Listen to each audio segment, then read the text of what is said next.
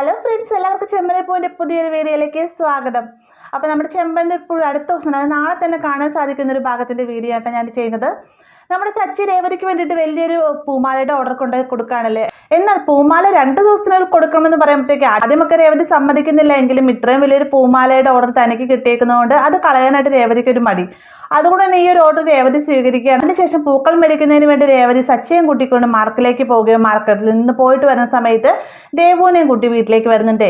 വീട്ടിലേക്ക് വരുന്ന സമയത്ത് പൂ കിട്ടുന്നതിന് വേണ്ടി 3-4 ചേച്ചിമാരുടെ ആയിട്ട് രേവതി വരാൻ പറഞ്ഞിട്ടുണ്ടായിരുന്നു. അവർ ആ വീട്ടിലുണ്ടാവും. ഈ ഒരു സമയത്ത് എല്ലാവരും കൂടെ പൂ കെട്ടാൻ വന്നിരിക്കുന്ന കാണുമ്പോഴത്തേക്കും ചന്ദ്രയ്ക്ക് തീരെ പിടിക്കുന്നില്ല. ചന്ദ്ര തിരിച്ച് പ്രതികരിക്കുന്നുണ്ടെങ്കിലും തക്ക സമയത്തിന് രവി വരികയാണ്. രവി എല്ലാവരുടെ ഹാളിൽ വന്നിരുന്ന് പൂ കെട്ടാൻ പറയുകയാണ് കേട്ടോ. അങ്ങനെ എല്ലാവരും പൂക്കൾ കെട്ടിക്കൊണ്ടിരിക്കുന്ന സമയത്ത് ഇതൊരു ആഘോഷമാക്കി തീർക്കുകയാണ്. ശ്രീകാന്തും വർഷയൊക്കെ ഡാൻസ് കളിക്കും, സച്ചി രേവതി പാട്ടുപാടുക. സച്ചി രേവതി മാത്രമല്ല കേട്ടോ, ചന്ദ്ര അടക്കം എല്ലാവരും തന്നെ പാട്ട് പാടുന്നുണ്ട്. അങ്ങനെ രേവതിയും ചേച്ചിമാരും പൂ കെട്ടുന്ന സമയത്ത് ഉറങ്ങാതിരിക്കുന്നതിനൊക്കെ വേണ്ടിയിട്ട് വർഷയും ശ്രീകാന്തും പുറത്തു പോയിട്ട് കുൽഫിയൊക്കെ മേടിച്ചുകൊണ്ട് വരുന്ന ഭാഗങ്ങളെല്ലാം നമ്മൾ കണ്ടതാണ്. അങ്ങനെ കൃത്യമായി തന്നെ രേവതി പിറ്റേ ദിവസം തന്നെ ചേച്ചിമാരുടെ സഹായത്തോടുകൂടി തന്നെ 500 പൂക്കൾ കെട്ടിത്തീരുകയാണ്. 500 പൂക്കൾ കെട്ടി വണ്ടിയിൽ കയറ്റി വിടുന്ന സമയത്താണ് ആന്റണി സച്ചി നേരത്തെ തന്നെ തല്ലിയതിൻ്റെ പ്രതികാരമായിട്ട് മാത്രമല്ല രേവതി തന്നോട് ഒച്ചപ്പാടെടുത്തതിനും പകരമായിട്ട് രേവതി പൂമാല കെട്ടിയിട്ട് തിരിച്ചയക്കുന്ന ആ ഒരു വണ്ടി തട്ടിക്കൊണ്ട് പോവാണ് കേട്ടോ. എന്നാൽ അത് താനാണ് മോഷ്ടിച്ചതെന്ന് അറിയാതിരിക്കുന്നതിന് വേണ്ടിയിട്ട് ആന്റണി ഒരു അതിബുദ്ധി കാണിക്കുന്നുണ്ട്. ആന്റണിയുടെ കൂടെയുള്ള ആൾക്കാരെ വിട്ടിട്ടല്ല വണ്ടി പിടിക്കുന്നത്, വേറെ ഒരാൾ പുറത്ത് നിറക്കാണ്. അതുകൊണ്ട് തന്നെ വണ്ടി കൊണ്ടായിരിക്കുന്ന ആന്റണിയുടെ ആളാണ് സച്ചിക്ക് മനസ്സിലാവുന്നില്ല കേട്ടോ. എന്നാൽ എന്ത് കാരണം കൊണ്ടാണ് വണ്ടി പോയതെന്ന് അന്വേഷിക്കുന്നതിന് വേണ്ടിയിട്ട് സച്ചി ഈ വണ്ടി ഓടിച്ച ഡ്രൈവറുടെ അടുത്ത് എന്നിട്ട് ചോദിക്കുന്നുണ്ട്, നിങ്ങളിനി ആരെങ്കിലും പലിശയ്ക്ക് പണം എടുത്തിട്ടുണ്ടോ, അല്ലെന്നാണെങ്കിൽ വണ്ടിയുടെ RC ബുക്കൊക്കെ പണയം വെച്ചിട്ട് എന്തെങ്കിലും ചെയ്തിട്ടുണ്ടോ എന്നൊക്കെ ചോദിക്കുന്ന സമയത്ത് അങ്ങനെയൊക്കെ ചെയ്തു കഴിഞ്ഞാൽ എൻ്റെ അച്ഛൻ വഴക്ക് പറയും, എനിക്ക് എങ്ങനെയും വണ്ടി തിരിച്ചെടുത്ത് തന്നെ ചേട്ടായി എന്നൊക്കെ സച്ചിയായിട്ട് ഈ ഡ്രൈവർ പറയുകയാണ്. അങ്ങനെ സച്ചി പലയിടങ്ങളിൽ അന്വേഷിക്കുന്നുണ്ട് ഈ ഒരു വണ്ടിയെക്കുറിച്ച്. എന്നാൽ എങ്ങനെയൊന്നും തന്നെ വണ്ടി കിട്ടാതെ വരുന്ന സമയത്ത് സച്ചി ആകെ നിരാശയോടു കൂടി ആവുകയാണ്. ഈ സമയത്ത് രേവതി സച്ചിനെ ആശ്വസിപ്പിക്കുന്നുണ്ട്, നമുക്ക് വണ്ടി കണ്ടെത്താൻ പറ്റും സച്ചിയേട്ടൻ ആലോചിച്ചൊക്കെ എന്തെങ്കിലും ഒരു ഉപായം നമുക്ക് മുന്നിൽ തെളിയുമെന്നൊക്കെ പറഞ്ഞുകൊണ്ടിരിക്കുന്ന സമയത്താണ് സച്ചി ഒരു കാര്യം ഓർക്കുന്നു കേട്ടോ. അതായത് പൂമാല വണ്ടിയിലേക്ക് കയറ്റുന്ന സമയത്ത് സച്ചി വണ്ടിയുടെ മുന്നിൽ നിർത്തി പൂമാലയും പിടിച്ചുകൊണ്ട് ഒരു ഫോട്ടോ എടുക്കുന്നുണ്ട്.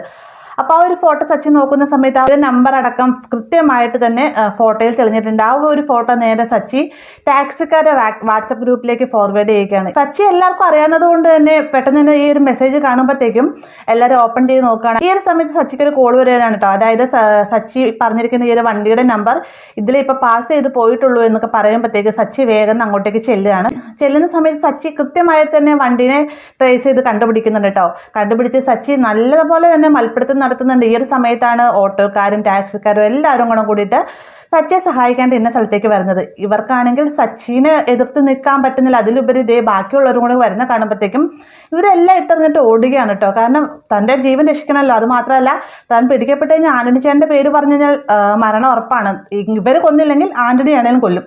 അതുകൊണ്ട് തന്നെ പിടിക്കപ്പെടാത്ത രീതിക്ക് ഇവരെല്ലാവരും ഓടിപ്പോവുകയാണ്. ഇവരെ പിടിക്കാനായിട്ട് സച്ചി ചെല്ലുന്ന സമയത്ത് രേവതി പറയുന്നുണ്ട്, സച്ചിയേട്ട ഇനിയിപ്പോൾ അവരെ പിടിക്കാൻ പോയി കഴിഞ്ഞാൽ നമുക്ക് വൈകും, കൃത്യസമയത്തിന് പൂമാല അവിടെ കൊണ്ട് എത്തിക്കണം. സച്ചിയേട്ട വായനം പറഞ്ഞുകൊണ്ട് രേവതി സച്ചിയും കൂട്ടിക്കൊണ്ട് പാർട്ടി ഓഫീസിലേക്ക് ചെല്ലുകയാണ്. പാർട്ടി ഓഫീസിലേക്ക് ചെല്ലുന്ന സമയത്ത് ഉണ്ടായ കാര്യങ്ങളൊക്കെ പറയുമ്പോഴത്തേക്കും നേരത്തെ ഫോൺ വിളിച്ച് പറഞ്ഞ പോലെ തന്നെ വിജയകുമാർ സാർ ആദ്യമൊന്നും വിശ്വസിക്കുന്നില്ല. ഈ സമയത്ത് രേവതി, ഞാൻ ഇദ്ദേഹത്തിന്റെ ഭാര്യയാണ്, ഞാനാണ് പൂമാല കെട്ടിയത്, ഞങ്ങളുടെ വേർപ്പിന്റെ ഫലമാണിതെന്നൊക്കെ രേവതി പറയുമ്പോഴത്തേക്കും അദ്ദേഹത്തിന് ഏകദേശം കാര്യങ്ങൾ മനസ്സിലാവില്ല. മാത്രമല്ല സച്ചി തന്റെ ഫോണിൽ എടുത്തേക്കുന്ന ഫോട്ടോയെ കാണിച്ചു കൊടുക്കാൻ കേട്ടോ. ഇത് കാണുന്ന സമയത്ത് സച്ചിയോടുള്ള വിശ്വാസവും മറ്റും വിജയകുമാർ സാറിന് കൂടുകയാണ്. അദ്ദേഹം സച്ചിനെ കെട്ടിപ്പിടിച്ച് ക്ഷമയൊക്കെ പറയുന്നുണ്ട്. പറഞ്ഞ തെറ്റുകൾക്കെല്ലാം തന്നെ ക്ഷമിക്കണം അനിയ, ഞാൻ അറിയാതെ തെറ്റിദ്ധരിച്ചു പോയി എന്നൊക്കെ പറഞ്ഞുകൊണ്ട് സച്ചിയോട് ക്ഷമയൊക്കെ പറയുന്നുണ്ട് കേട്ടോ. അപ്പോൾ ഇങ്ങനെ ഒരു ഭാഗം നമുക്ക് വരാനിരിക്കുന്നുണ്ട്. അത് നാളെ തന്നെ ഈ ഒരു ഭാഗം കാണാം. വീഡിയോ ഇഷ്ടമായെങ്കിൽ ലൈക്ക് ചെയ്യാനും കൂടി ചാനൽ സബ്സ്ക്രൈബ് ചെയ്യാനും മറക്കരുത്.